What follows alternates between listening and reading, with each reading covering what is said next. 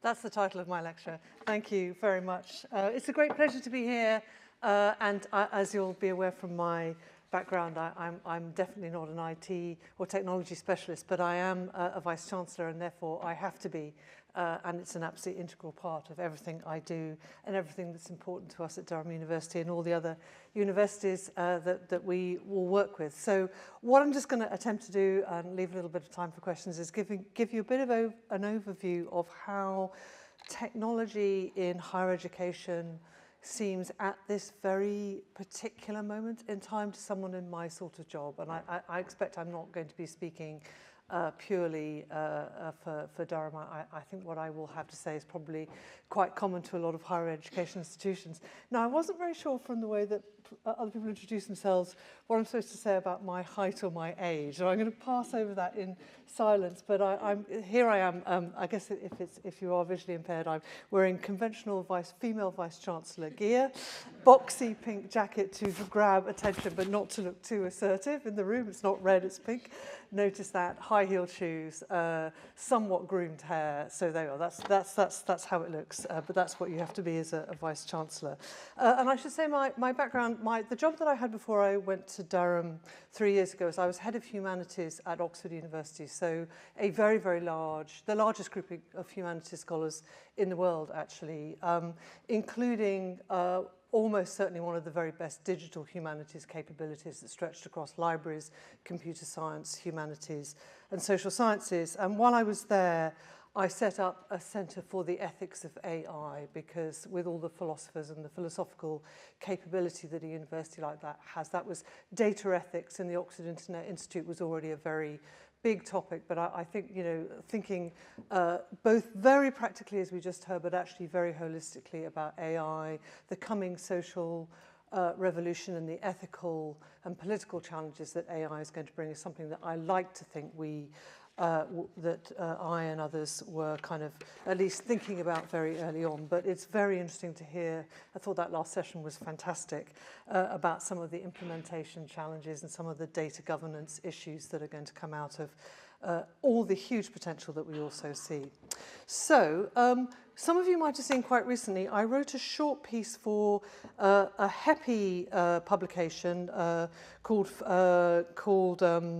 I forget what the name of the title was, but it was edited by Mary Kernock-Cook, and it was an overview of IT in higher education. And she asked me to write a piece on governance and leadership of a modern university. So with James Crooks, my CIO, we did sit down and we thought really quite a lot about where is technology, where is digital, where is IT in the university. And I think it's fair to say, and I think most VCs would say the same, that it's absolutely fundamental to the way that we conceptualize universities in terms of the three pillars of people, place and estates, IT, technology, digital. If you're not thinking about the university holistically across those three pillars, then you don't have a grasp of the university. And I certainly think, certainly at Durham, but I think everywhere else, we think of IT colleagues as strategic partners in business delivery, change and transformation. And it's become fundamental to what we do. But also in terms of leadership and governance, it varies as to whether CIOs are actually on the senior management team.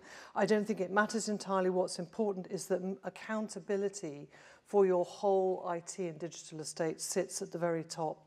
And it sits alongside ownership and governance of underlying data and inputs to that data. And I think what that just reaffirms is that, everything to do with IT comes ultimately from people and is people-centered.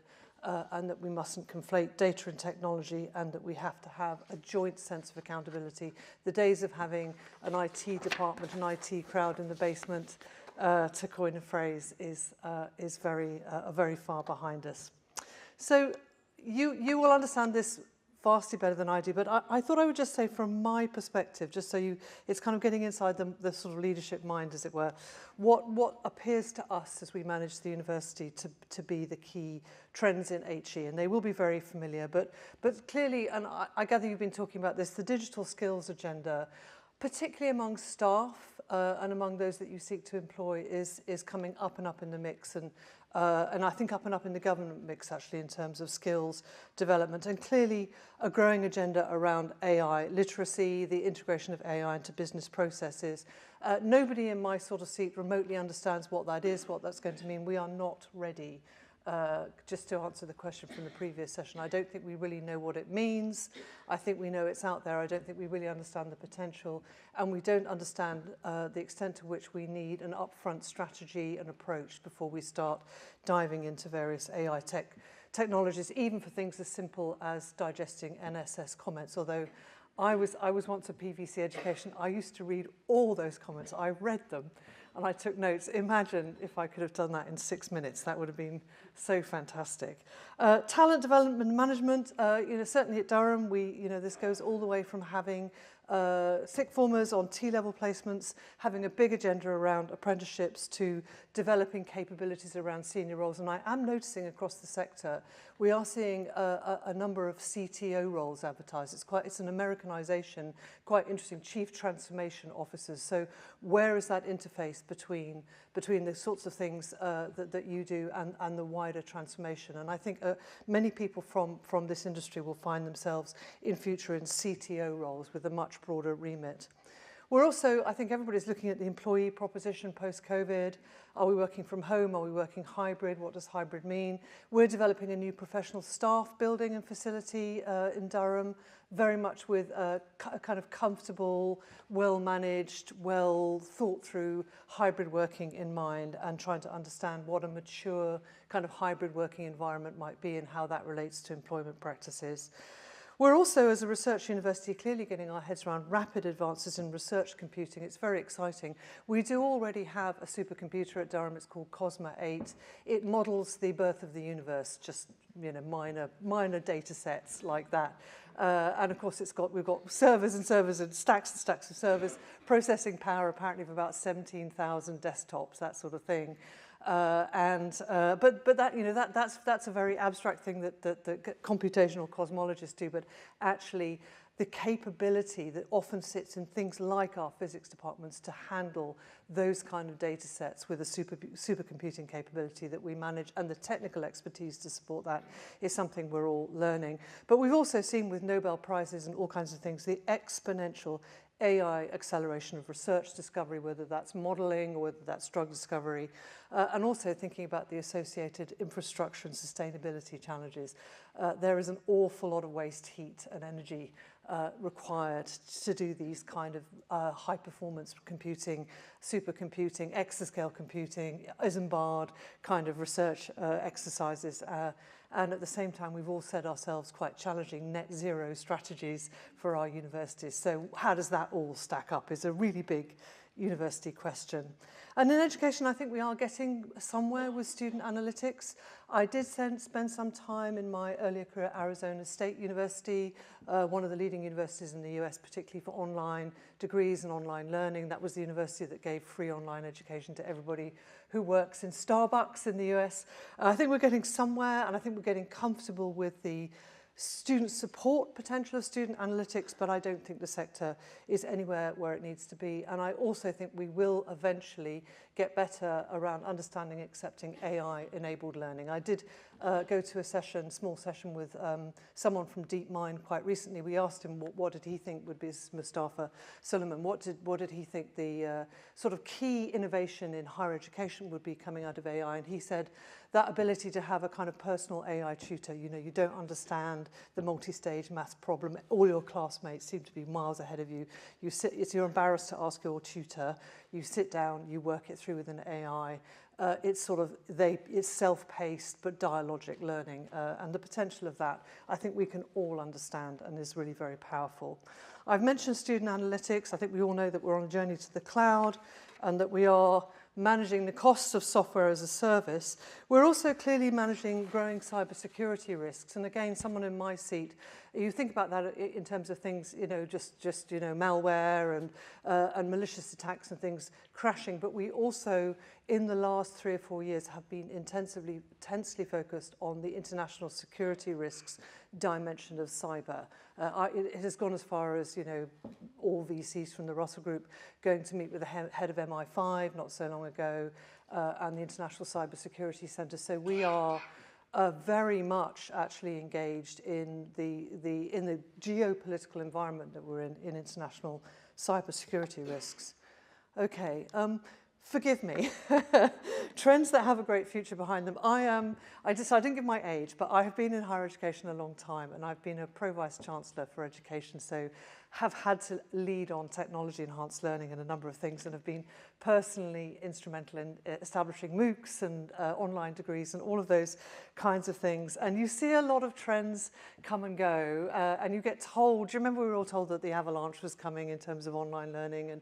And a lot of these things, the wave kind of crests, and they turn out to be important, and they make a degree of change, but they don't sort of flood things in quite the way that you're led to expect. I think, what were you describing that as? The hype cycle. So I guess thinking about where I've been more on the educational side with technology than on the research side, where I think things have sort of crested a bit and have a great future behind them. And MOOCs and free online learning. Higher education in the UK found there is no viable financial model for that.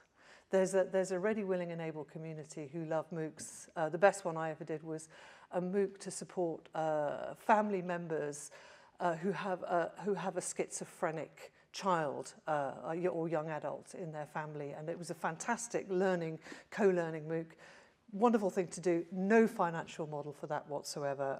And you've seen quite a significant UK university retreat from MOOCs, when we all thought we'd be doing more and more every year.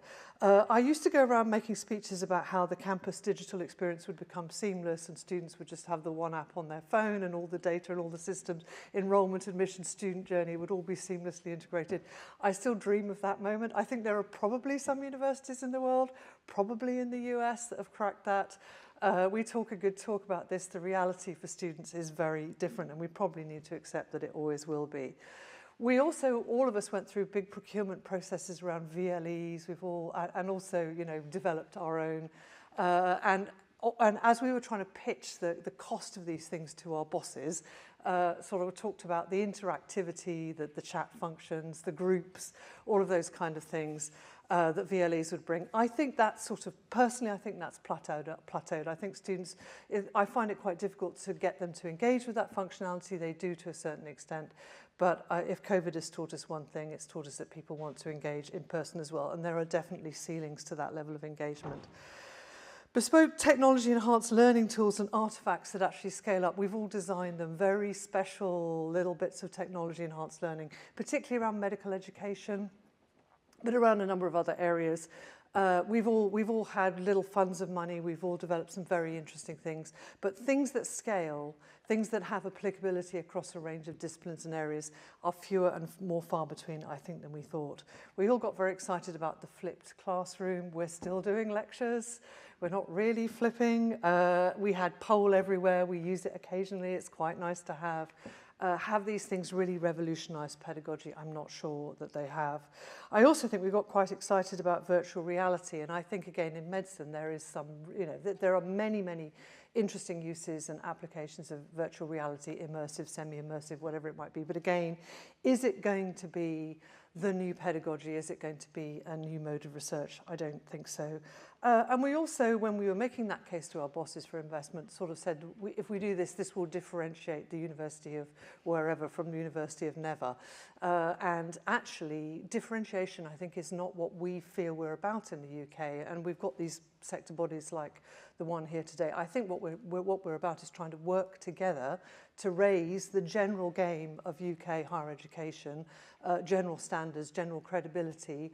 And I don't think it's about anymore trying to be different from one another. I mean, clearly you've got some universities, Open University notably, where online learning has to be a very distinctive feature. But mainly, I sense we're in a new era of an ethos of collaboration and raising standards and raising the game generally.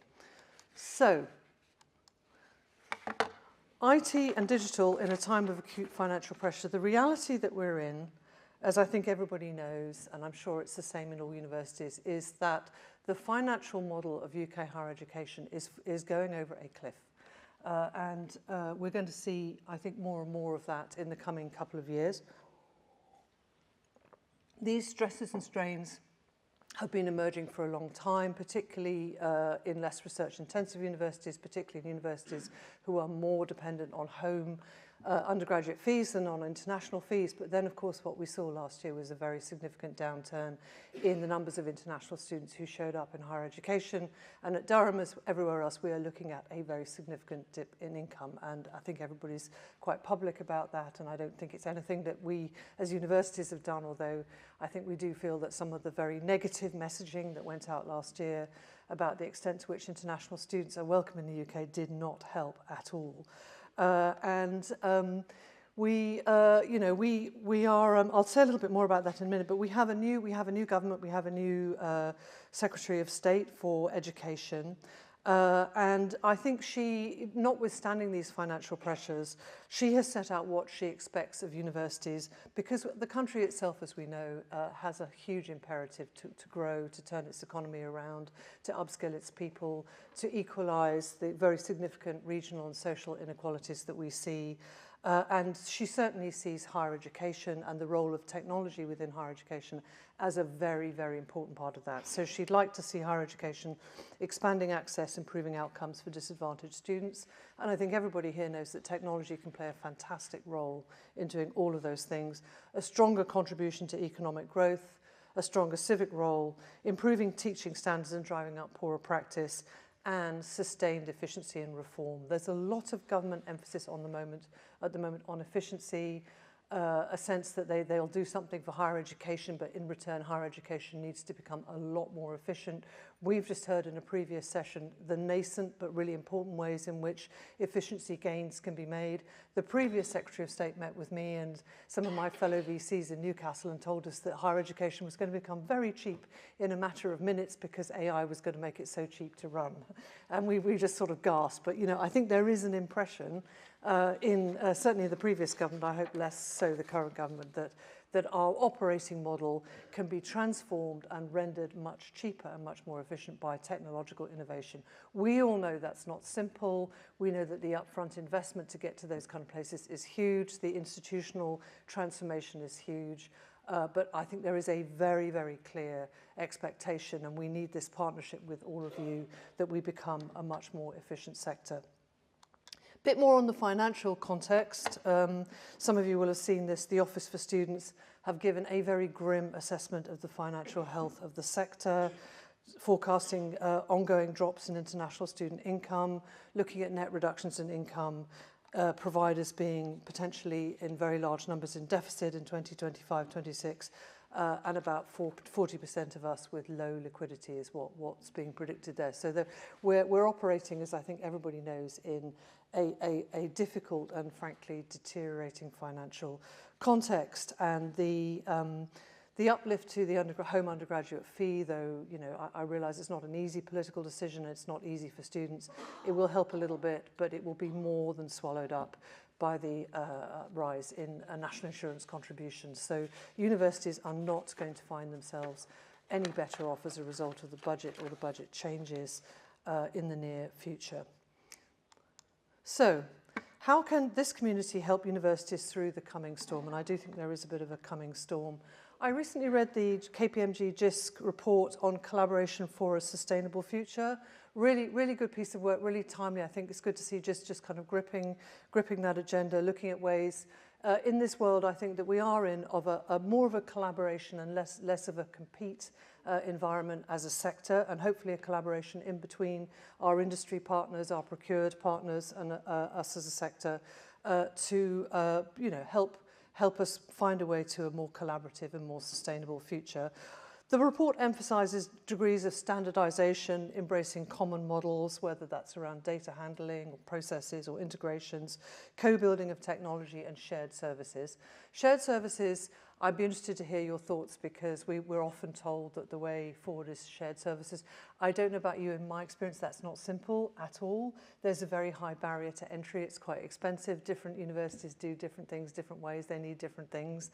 In an ideal world, you know, we're all looking after students. We all have quite common goals, actually, around education, student support, outcomes, degree ceremonies. You know, a lot of things, admissions processes, they're very generic.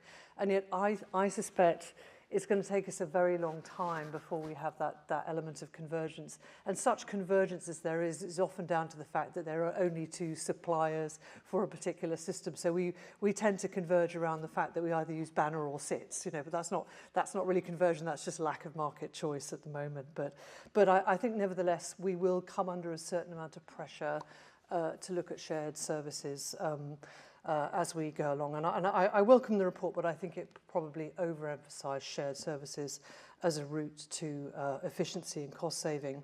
I always like the EDUCAUSE reports, their top 10.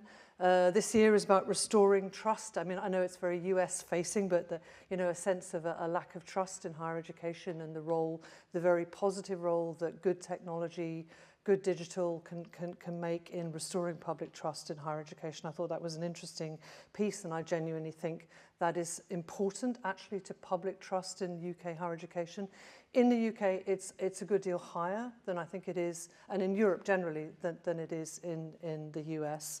But we have had some very negative messages from government about low quality degrees, and students dropping out. And I think the data insights, the student support, the learning tools that can come from good technology really make an important difference actually in maintaining the very high reputation that our UK system has within the UK, but also internationally. It's really important in terms of international students choosing where to go, that they have a perception of high quality. The QS organisation, they're the organisation that does those international rankings. They recently did this enormous survey, I mean, tens of thousands of international students or would-be students, and they asked them, why do you choose, I don't know, the UK, Canada, Australia, New Zealand, and they obviously look at league table rankings, of course they do, but they overwhelmingly choose on quality, and they overwhelmingly have a high perception of quality in UK higher education. And the calibre of our technology, the quality of our data handling, our processes, our student support, our accessibility, all of those things, that's really, I think I just hit my microphone, I apologise. That's really fundamental to why international students choose us and why we have the reputation that we have internationally as well as here in the UK.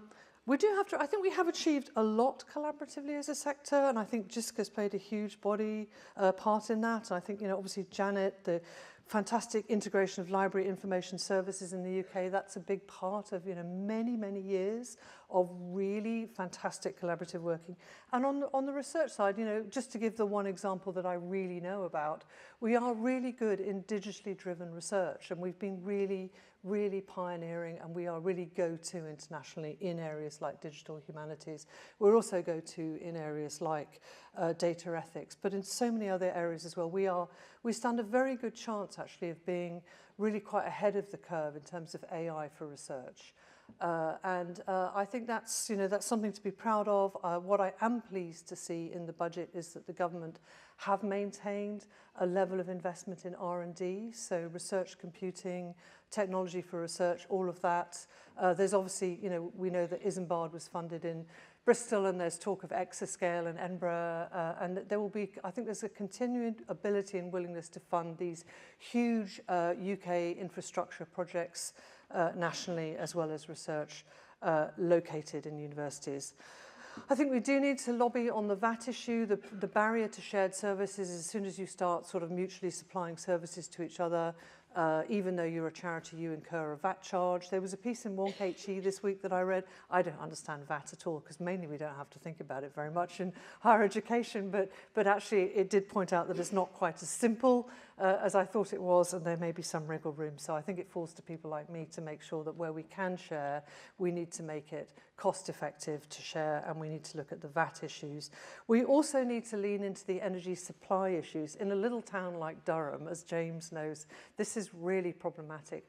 We are moving into a very energy hungry phase of particularly research computing, but generally of technological energy need. We need to think about that in terms of local networks. We need to think about our forthcoming energy demands, and that will vary very much depending on where we are geographically. But in a place like Durham, that is something we're really trying to get ahead of. And I think we probably do have to recognise and then to some extent live with technical debt. You know, I do read a lot of articles in publications like the HEPI one I alluded to, EDUCAUSE, that kind of thing. There's quite a utopian sense of what it could look like. You all know what it could look like, and we know what we can't afford for it to look like. So what technical debt can we live with? What causes risk?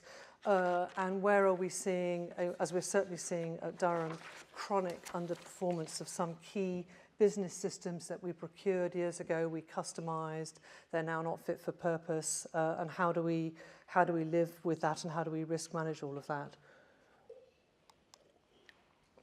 The key issue, as everybody knows, from the Gartner annual data, is that IT spend as a percentage of revenue in higher education across the world is far too low. Everybody knows that. An average of 5.3%, I expect that's probably going to dip in the coming years. You know, it's obviously a mixture of revenue spend and capital spend, but you know, we've already got a legacy in terms of the technical debt that we have, in terms of historic underspending, in terms of management teams not really wanting to face the unpalatable truth of what it really costs and how many people you need to do a good implementation, set up a project, realize the benefits, all of that kind of thing. And we have to continue to have that conversation. And I think probably we've been in a phase in higher education of quite intense estate capital investments, certainly at Durham and many other places as well. It's never enough. And if you're like Durham, you know, you have the challenge that I have, that you've got estate that you can barely afford. We have a castle. That's not funny. I mean, it looks great, but you know, I can't triple glaze it, and students live there, and you know, and we have this. You know, we're part of a world. I think Durham has the worst of it actually, because it's a World Heritage Site. So we not only have a castle, we have an arms house. We're spending £3 million on the roof of that this year. We have a Norman chapel, which we have spent several £1 million sorting out just this year. So. We've spent a lot on our estate over the years. We found that as universities, that actually in terms of student accommodation, you can sometimes, in fact quite often, get other people to build and pay for that for you if you're willing to forego the income stream. So can we, as we move into this new phase, shift the balance of the discussion around capital investment and think more holistically about the IT estate? And let's call it the estate, and let's think of it as the bricks and mortar of the organisation, and 5.3% is not enough. We do need help from everybody who works in the sector to de-risk the end-of-life enterprise systems that we've got, to share wisdom, sector insight, best practice around what I've been through so many times, terrible, frightening, white-knuckle rides, system upgrades and migrations, things that have gone wrong, memorable day, one day when I was working in London, of the timetabling new system failing on day one of term and students not knowing where they're supposed to be. And we've all been through those really difficult migrations and upgrades. They always come down to a lack of kind of upfront understanding of the client perspective, of the needs, a lack of analysis on the part of the university as a whole of what this will take to make this an effective transformation. But they are just inherently very complex. And I would like to think that, you know, as we try to save money, to save ourselves from scrapes, difficulties, unnecessary expenditure, the more we can share as a sector the experience of those big, difficult migrations that, you know, you end up in my seat, you end up in the Audit and Risk Committee with the lessons learned. How many lessons learned papers have we all done? And we never learn the lessons, but we have to go through the exercise. But we just feel shame that we didn't do it properly at the beginning, or actually we also feel frustration that we inherited it from the idiot who was our predecessor who didn't do it properly, and we blame, and it's not fair on the idiot because he or she was not an idiot, but they got it wrong. And so we've really got to do, and I'm too old, I've been through so many of these, we've really got to do that better.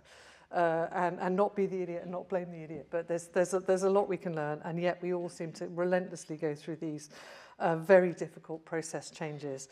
We do need to focus relentlessly as a sector on efficiency gains. AI might be part of that, but that won't be fundamental to the efficiency gains that we can make. And I'm afraid to say, I think in the coming years, again, looking for help and support, there will have to be more in the way of low-cost solutions, fixes, backups, where upfront investment is going to be significantly on pause. So I think preparing ourselves as a sector for a period where, and it is the analogy of the castle that you can't really repair, but you just have to sort of stick a scaffolding tower up to make sure that nothing falls on anyone. You know, there's an element of that, I think, in some of our enterprise systems that we're going to be doing in the coming years. What's an effective version of that? What are the fixes? What does the scaffolding look like? How do we winter it out a bit? Because we will not be able to make the investments. I also think, just in terms of the rhetoric, and this falls more to the university as a whole than to the people in this room, there is, I think, a little bit of a credibility gap between what we say we imagine our whole digital and technological estate being and the reality. And I think students do see that, and they sometimes come from schools that operate on much lower scales, where things are much more seamless and much more sophisticated. And I think we've all kind of come to understand what we think really good looks like, particularly in the education space. Something that's student-centered, or in the staff space, that's something that's really customer-centered, business systems that really work for the kind of process efficiency that they want to deliver. And the reality is very clunky. So yesterday I have these termly meetings with all of professional services staff. I stand up, I get the same genuine frustration about the systems, even the new ones. The lack of people to do the manual workarounds and the spreadsheets and the things that they're needing to do because the systems don't meet the requirements of the process that they're required to deliver. We will always continue to work to make sure that the staff in their roles in universities don't feel that. But I also think we probably need to do a bit more managing expectations and closing some of the rhetorical gap between what we imagine is possible and what we know to be the reality. Getting the basics right, and also, as I've said earlier, articulating the revenue and capital investment case to senior managers. And then again, I think the last thing is what we see from the sector within the university, what we just saw just now, is that kind of culture that I do think you see in UK higher education, which is a culture of continuous innovation. We've all tried chatbots, that kind of thing. We had a very nice innovation moment where we had Holly, the inquiry management chatbot. I think AI was probably overstating what Holly does, but I do a lot of end user testing of things that we say we do to the external world. So I pretended to be an applicant and can I study international relations and what department? It came out pretty well. It didn't swear at me. It didn't recommend a different university. But I'm really horrified by the DPD example, because imagine how badly that could go, if you had an inquiry management chatbot in a university that sent someone to another country or another university, or told them that they weren't qualified when they had 4 A stars, that sort of thing. But it did pretty well. But that was just a little local example of innovation in Durham University. It was very nice. I think it showed us what we could do in the future, and it showed us where we can make very significant efficiency gains, so that we don't have staff on telephones, trying to field thousands of telephone calls. And I think that kind of culture of continuous innovation, it will only be as good as it's connected to our computer science departments and the research that they do. I sometimes think that interface in higher education could be stronger between the researchers and the practitioners, but I know that it's strong in some universities, and perhaps something we can all continue to strengthen in our own. So I'll stop there, and apologies for some of the provocations and questions, but I'm just trying to say how it seems to me in my seat as a non-specialist, what I'm worried about, and I'm worried about my lack of ongoing investment capacity. That's for sure. I think that's going to be a reality in the coming years. But I'm also determined that everything we do in the technological and digital space is absolutely vital to the credibility of our universities in the UK and globally. It's vital to our staff and to our students, and we somehow have to come through this period in higher education innovating and remembering what really good looks like. So thank you very much.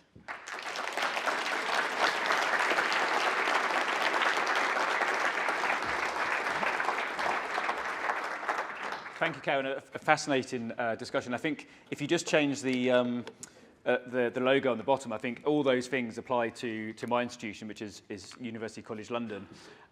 Apart from we don't have a Norman chapel and we don't have a castle, but certainly in terms of the castle, it does feel like we're having to pull the drawbridge up to kind of defend ourselves. So just while we've got time for 10 minutes for questions, so plenty of time. So please put your hand up, and while the microphones are working their way around the room to find you, I just wondered, from a question from my perspective, you talked about vice chancellors, etc., influencing government. I just wonder how you think we can actually change the outlook for the sector.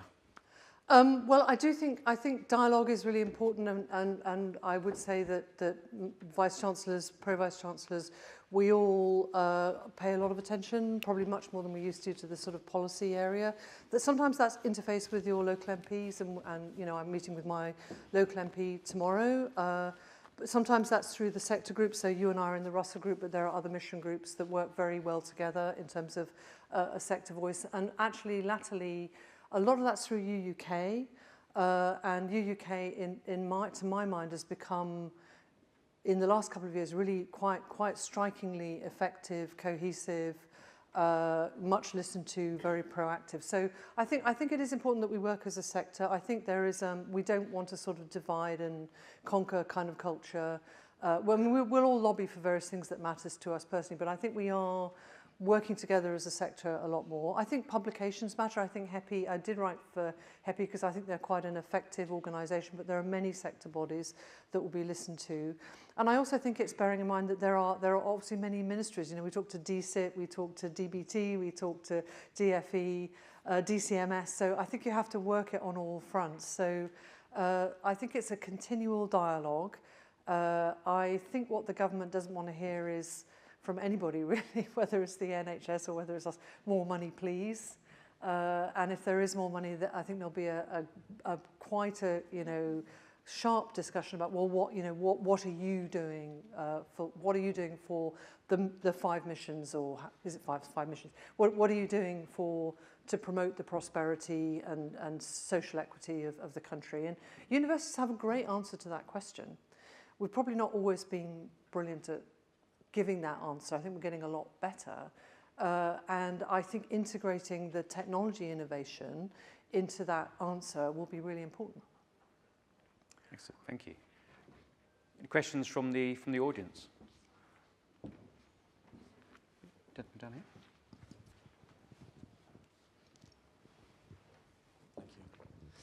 here. Hi. I was just wondering if you had a perspective on people spend as a percentage of revenue, and also the relationship between IT spend and people spend. Do you mean overall staffing budgets? Or yeah. Yes, because universities typically spend somewhere between about 52 and 60% of their overall revenue on people. That seems to be, that's probably high compared to some industries, but that seems to be about par for the sector. I think we're all trying to work out where the tipping point comes, so that's not about getting rid of staff, but it's about saying, do you take on more people or do you invest in more things, either on a revenue spend or on a capital spend basis. On the capital side, the challenge is that very few of us are generating enough surpluses to maintain the level of capital spend that we should. But my sense is that universities need to be spending somewhere between sort of 50 and 55% on people. It will vary because the more research-intensive universities like your university, you have armies of medical researchers, and I mean thousands of them, and that will somewhat distort the people spend sort of overall balance. Then I think within IT, I think what we often routinely underestimate is the number of people that you need to deliver particularly big transformation projects. There are a lot of people that you need to do that. And the sort of discussions you tend to have is, are you going to employ people, which is sometimes difficult in some parts of the country, or are you going to use consultants? So I don't think there's a clear answer, but I think if you got to the point where you're at sort of 65% of your revenue on people spend, that would be too high, and then you'd probably be underinvesting in research equipment, underinvesting in buildings, underinvesting in a whole variety of other operating expenditures. So that seems to be about right, but there's probably no absolutely right answer. Thanks, Karen, for the provocation. I suppose my slightly provocative response is you talk about chronic underperformance of our business systems and that old and heavily customized business systems. I would argue that that's partly to do with chronic undermanagement of our organizations and an inability to focus down on a core set of commonly followed processes and procedures. So I suppose the question is, do you see a turning of the tides when institutions are going to recognize that we're only going to be able to have slick, well-managed, clean processes and systems that underpin them if we can actually agree one way of doing anything in any of our organizations? Yeah, I'm afraid I do agree with you. I think you know, we work in universities, and yes, but for how much longer? But for how much longer? And it's been in the nature of universities forever that they are highly devolved organisationally down at the departmental level.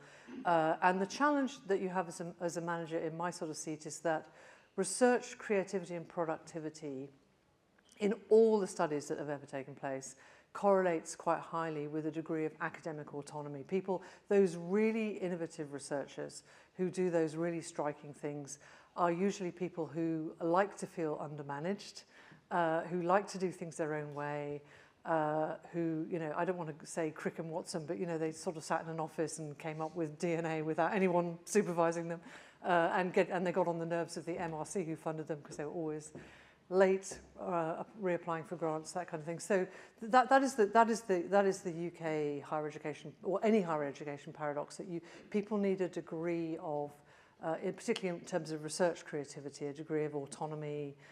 Those local cultures are very hospitable to research innovation. That said, that can't be an argument, and we always hear this argument for we do things our own very special way. And it can't be an argument for having servers in cupboards, separate data sets that aren't properly governed, systems that don't come within don't fall inside the firewall. And I know we wrestled with this at Durham a lot. You can imagine that at Oxford University that was quite a lively conversation. When I worked at King's London, it was the same.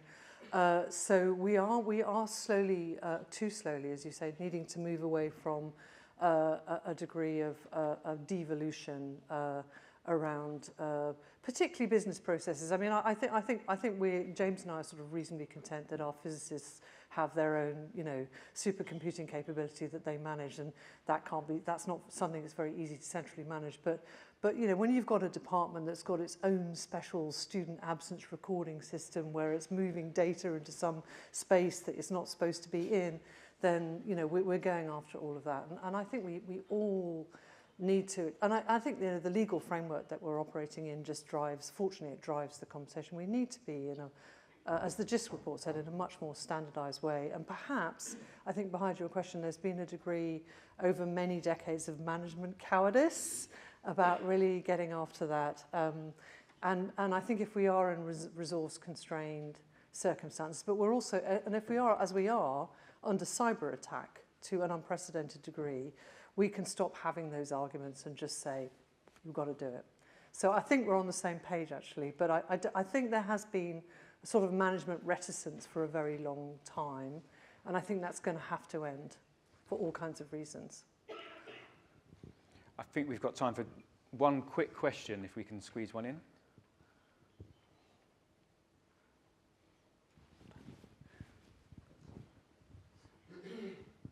Hi. Sorry. Yeah, just a quick one really around, I guess, do we know what students want? So I think in this space in particular, you know, I've got loads of examples working with lots of different institutions, and there's quite a common theme of there's QR codes all over the wall, right? And the student just wants to talk to a human. So I'm just Yeah. wondering about that in terms of, you know, Yeah. what do students want in terms of technology and that experience? I think we do to some extent, and I would say when I've had roles as PVC education, I've been very close to that. I think that moves, and I think it's moved through COVID. I think they want to access everything through a smartphone.